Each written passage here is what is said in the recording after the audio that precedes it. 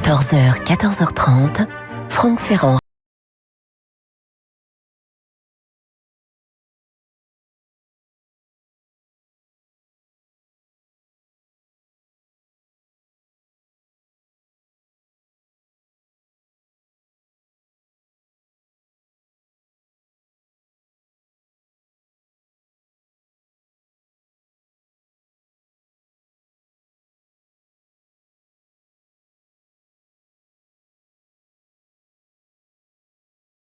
Robe de chambre bleue et ses mules roses qui n'arrangent rien. C'est un tout petit bout de femme. Elle a à peine 45 ans, mais pour tout vous dire, elle en paraît bien davantage. C'est évidemment Édith Piaf.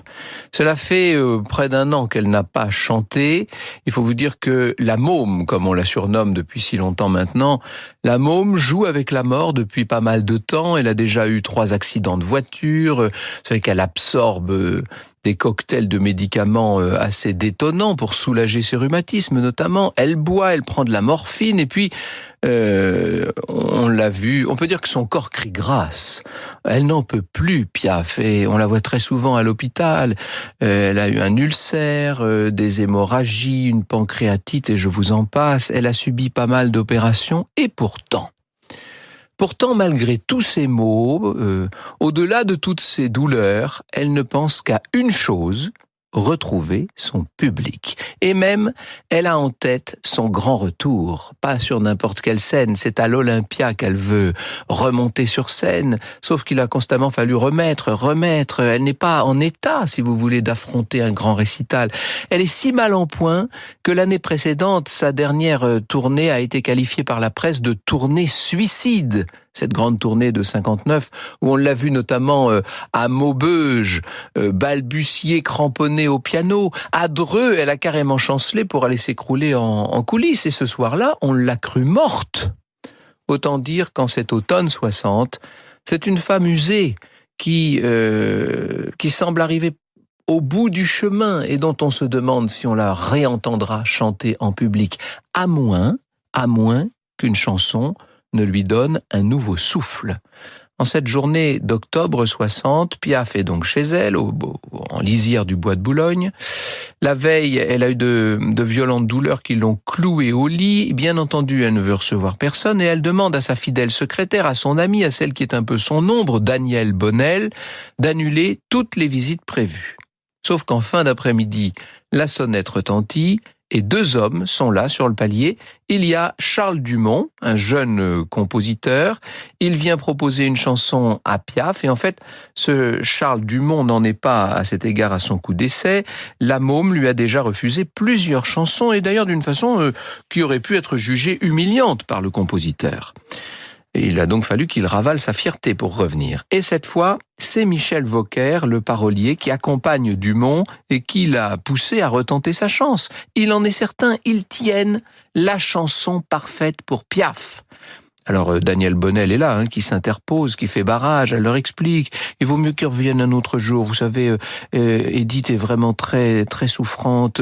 Elle s'étonne de les voir là, car elle avait d'ailleurs demandé aux 2 hommes de ne pas se présenter. Elle leur avait envoyé un télégramme. Apparemment, ils n'ont pas reçu le message, c'est en tout cas ce qu'ils disent. Bref, ils s'apprêtent à tourner les talons quand du fond de l'appartement résonne la voix de Piaf. Puisqu'ils sont là, elle va l'écouter, là, leur truc. Franck Ferrand sur Radio Classique. Vous imaginez la tension de Charles Dumont quand il s'installe au piano. Il joue les premiers accords, il fredonne « Non, rien de rien, je ne regrette rien ». Et avec une certaine anxiété du coin de l'œil, il guette la réaction de la chanteuse. C'est lui-même, d'ailleurs, qui le raconte dans le livre Édith Piaf. Je cite Charles Dumont. « Piaf me prie de recommencer, légèrement ironique. Son ton a changé. Elle n'est plus indifférente. Puis avec son timbre bien connu, « Jeune homme, vous n'avez plus de soucis à vous faire. Cette chanson fera le tour du monde et vous suivra toute votre vie. » Alors qu'elle est affaiblie et malade, dit-il, c'est visible, Édith s'épanouit comme une fleur et me demande de rejouer une 3e fois. Elle a changé de visage.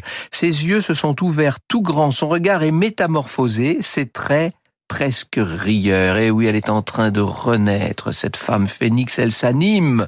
Elle décroche son téléphone aussitôt. Elle appelle le patron de l'Olympia, Bruno Cocatrix, pour retenir des dates.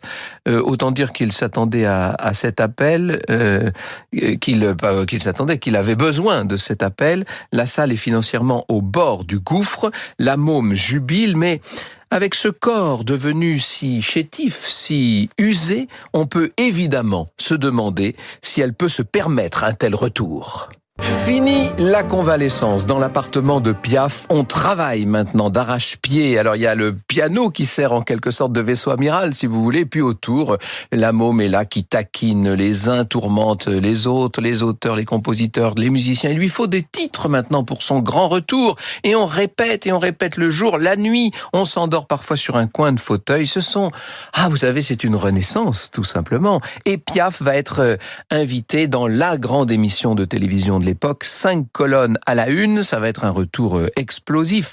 Le 29 décembre 1960, après un tour de chauffe dans une salle à Versailles, c'est enfin le grand soir.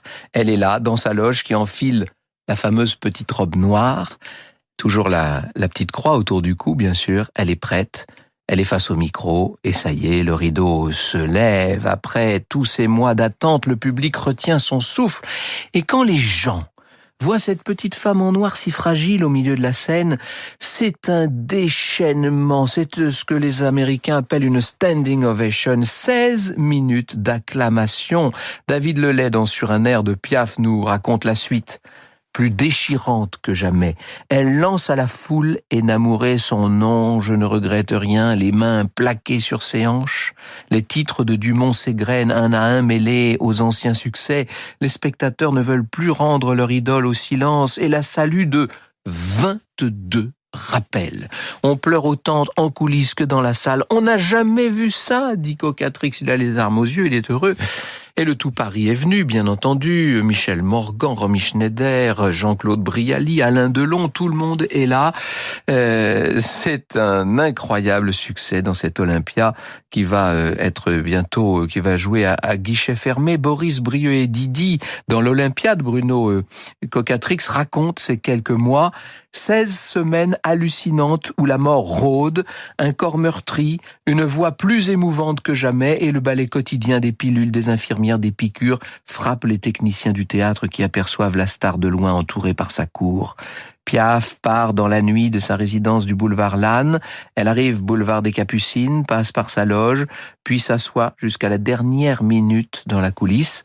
Après s'être concentrée, elle fait signe qu'elle est prête. Au mois de mai 1961, il faut quand même l'hospitaliser pour une occlusion intestinale. Elle doit être opérée d'urgence et cette fois, elle entre au bloc avec la certitude qu'elle ne se réveillera pas. Et bien pourtant, une fois de plus, Piaf va tromper la mort. Un nouveau sursis lui est accordé et qui dit sursis dit pour elle chanson. Elle va de nouveau chanter, peut-être même qu'elle pourrait aimer encore. Ce n'est un secret pour personne. Piaf ne conçoit la vie que sous l'effet de la passion. Et c'est un soir de janvier 62 qu'un nouvel homme va faire dans sa vie une entrée aussi discrète qu'inattendue. Ce soir-là, il fait déjà nuit, quand un de ses amis arrive chez elle en compagnie d'un jeune grec d'une vingtaine d'années qui s'appelle Théophanis Lamboukas, un jeune homme ténébreux, sublime, avec des boucles brunes.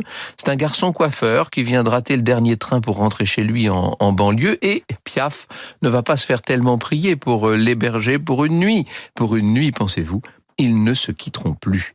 De sa voix douce et hésitante, raconte David Lelay, il lui lit des romans. De ses longues mains fragiles, il caresse et coiffe ses cheveux. Son regard n'est jamais critique, mais toujours tendre et ému.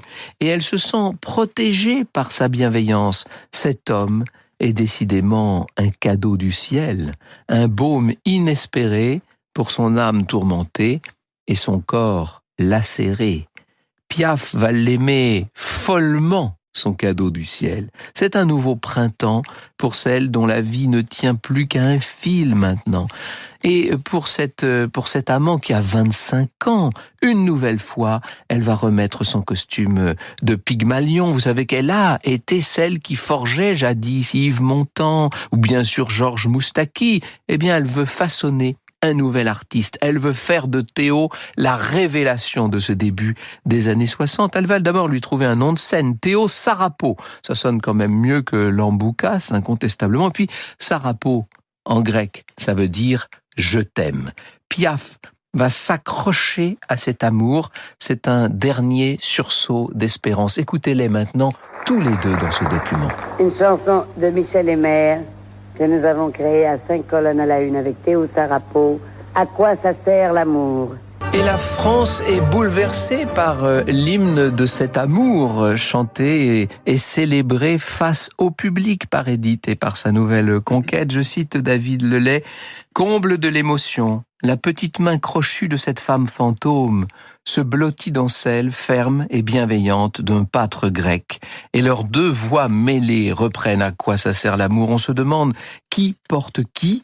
Lorsqu'ils se regardent, on comprend que l'une est l'âme et l'autre le corps. C'est pour autant une liaison qui fait scandale. Il y a une différence d'âge très nette entre ces deux êtres. Théo est traité par certains de gigolo et c'est dur à vivre évidemment. Tous ceux qui ont connu des amours difficiles comprennent ce que ça peut être. Mais ils restent là, ensemble, soudés, amoureux, à tel point que le 9 octobre 62, dans un ultime élan de vie, la chanteuse légendaire, la légende du siècle, on pourrait dire d'une certaine manière, va épouser Théo. Un mariage à la mairie du 16e arrondissement, célébré ensuite à la cathédrale orthodoxe de la rue Georges Bizet, avec une foule très dense d'admirateurs, mais aussi de journalistes, de photographes qui les accompagnent. Le couple retrouve ensuite les planches de l'Olympia avant de partir pour une brève tournée à travers les Pays-Bas, la Belgique, mais l'équipe médicale qui suit Piaf en permanence, parce que vous savez qu'entre deux, elle continue à faire des séjours à l'hôpital, ces médecins rappellent que la chanteuse n'est pas du tout tirée d'affaire, elle est en vérité en sursis. Franck Ferrand sur Radio Classique.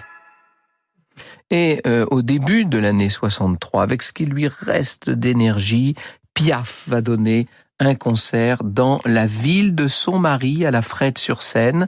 Elle a tout juste le temps de faire un dernier passage à la mythique salle de Bobino. Et puis, c'est le tout dernier récital. Ceux qui connaissent et ceux qui aiment Piaf le savent bien. Fin mars 1963, à Lille. Là, on peut vraiment dire qu'elle est à bout. Et sortant de scène à Lille, elle est immédiatement hospitalisée pour plus d'un mois. Et à sa sortie, Théo l'emmène sur la Côte d'Azur. Oh, elle n'est plus, elle est toute maigre, toute minuscule, la petite Piaf. Peut-être que Théo espère encore un miracle. Après tout, elle est déjà une survivante. Et dans le sud de la France, elle va recevoir quelques visites. Elle passe beaucoup de temps à écouter de la musique, à regarder le jardin par la fenêtre. Elle est assez souvent alitée, pour dire la vérité. Elle se lève vraiment de moins en moins. Alors il y a toujours Danielle Bonnel qui est là, bien entendu, qui fait tout ce qu'elle peut pour protéger Piaf. Et puis l'infirmière Simone Margantin. Elles vont essayer de la maintenir en vie le plus possible, mais au début de l'automne, le 10 octobre 1963, la chanteuse va rendre son dernier souffle. Et Théo Sarapo est bien sûr bouleversé, il ne peut se résoudre à annoncer la mort de sa femme à Grasse, parce que Grasse c'est loin de Paris, et que Piaf c'est Paris bien sûr, c'est Paris qui l'a faite, c'est Paris qu'elle a aimé, c'est Paris auquel elle a fini par s'identifier. Le mythe, d'une certaine façon, doit s'imposer là, à la réalité. Et voilà maintenant Théo au volant d'une ambulance aux côtés de l'infirmière Simone. Il faut rapatrier le corps, si l'on peut dire, à Paris. Dans son livre Piaf, un mythe français, Robert Belleret écrit, je le cite, « Le corps d'Édith a été enveloppé dans du tulle.